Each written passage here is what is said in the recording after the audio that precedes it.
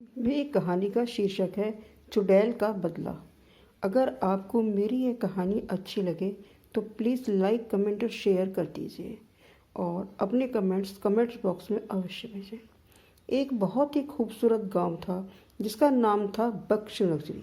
यहाँ सभी लोग बहुत खुशी खुशी से रहा करते थे। गांव में सभी कुछ अच्छा चल रहा था और इसी बीच अमेरिका से एक फैमिली अपने पुश्तैनी घर में रहने आती है।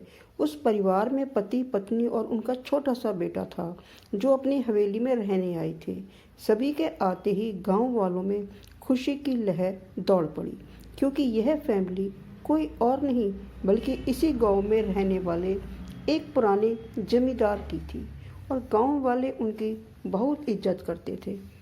सब कुछ ठीक चल रहा था, लेकिन अचानक एक दिन इस परिवार के बच्चे की तबीयत अचानक बिगड़ने लगती है। सभी को लगता है मौसम का परिवर्तन हुआ होगा, लेकिन बात तो कुछ और ही थी। धीरे धीरे लड़के का चेहरा नीला पड़ने लगा।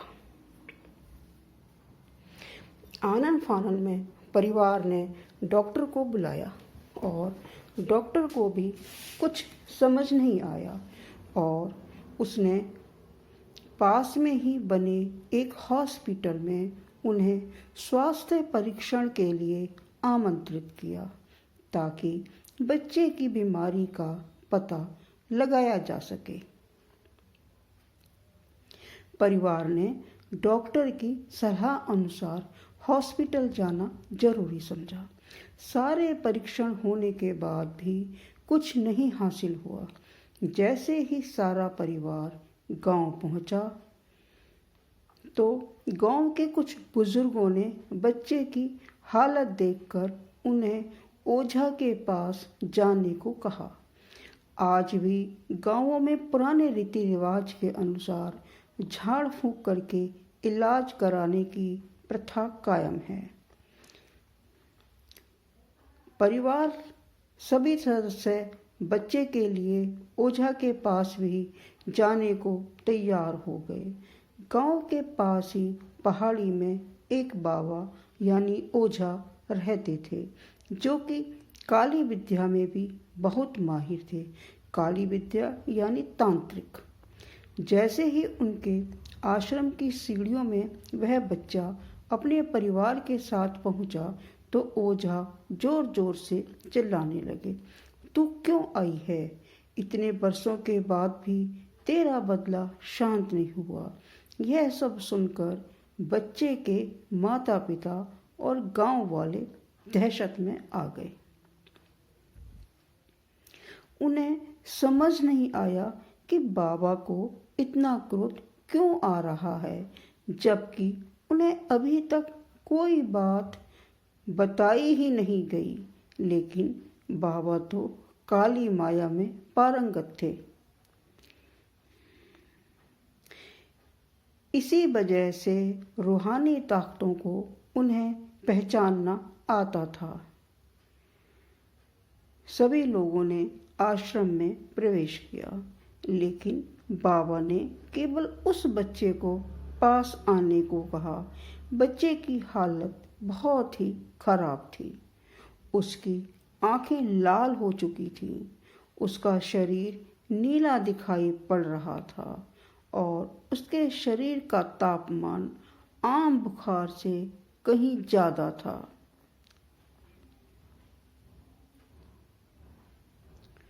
ओझा ने विभूति उठा करके बच्चे के मुंह पर फेंका। बच्चा जमीन पर लेट गया और जोर जोर से हाथ पैर हिलाने लगा। किसी को कुछ नहीं समझ रहा था, किसी को कुछ नहीं समझा रहा था कि बाबा की विभूति से क्या चमत्कार हुआ कि बच्चा अपने आप जमीन पर लेटकर ऐसी हरकतें करने लगा। तभी अचानक बच्चा अपने पैर की उंगलियों के बल खड़ा हो जाता है और बहुत ही खूंखार औरत की आवाज़ में ओझा को उसके पुराने नाम से बुलाता है। अरे ओ प्रेमनाथ, मैं तुझे नष्ट कर दूंगी। लड़के का ऐसा स्वर सुनकर उसके माँ बाप घबरा गए। लड़के को इस अवस्था में देखकर उन्हें कुछ समझ में नहीं आ रहा था कि ऐसा क्यों हो रहा है। तभी ओझा ने एक मंत्र पढ़कर बच्चे को अपने काबू में किया।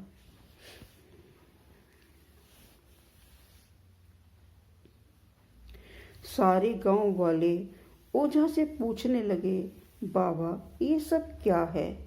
यह बच्चा ऐसा क्यों कर रहा है? तभी ओझा ने बताया कि इसके अंदर कोई चुड़ैल आ चुकी है, जो कि आज 70 साल पहले चोरी के आरोप में जिंदा जला दी गई थी और उसे ऐसी सजा देने वाले कोई और नहीं बल्कि इस बच्चे के दादाजी थे। और वह चुड़ैल अपना बदला लेने इसीलिए आई है क्योंकि वह गर्भवती अवस्था में जिंदा जली थी और उसके कोख में पल रहा मासूम भी जल गया था।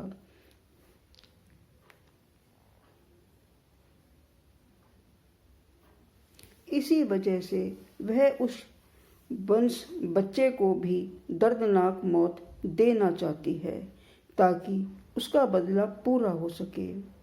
ये सारी कहानी जानने के बाद उसके परिवार वाले ओझा के सामने गिड़गिड़ाने लगे और अपने बच्चे की जान की भीख मांगने लगे।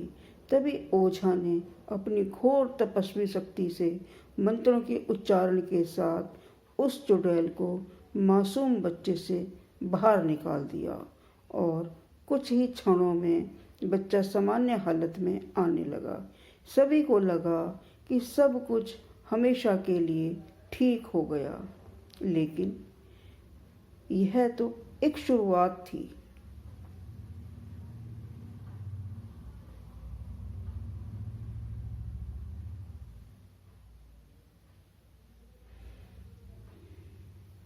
मैं यहाँ पर ये कहना चाहती हूँ कि अमेरिका से आई हुई फैमिली भी एक ओझा के चक्कर में आ जाती है। तो ये तो ओझा की एक शुरुआत थी कि उसने इस फैमिली को अपनी बातों से समझा लिया और उसे अपनी ओर लुभा लिया। तो ऐसी बातों में कृपया ना फंसें। डॉक्टर हैं वो ही इलाज करते हैं, इनके पास कोई ऐसा इलाज नहीं होता। हाँ, मन की शांति जरूर मिल जाती है।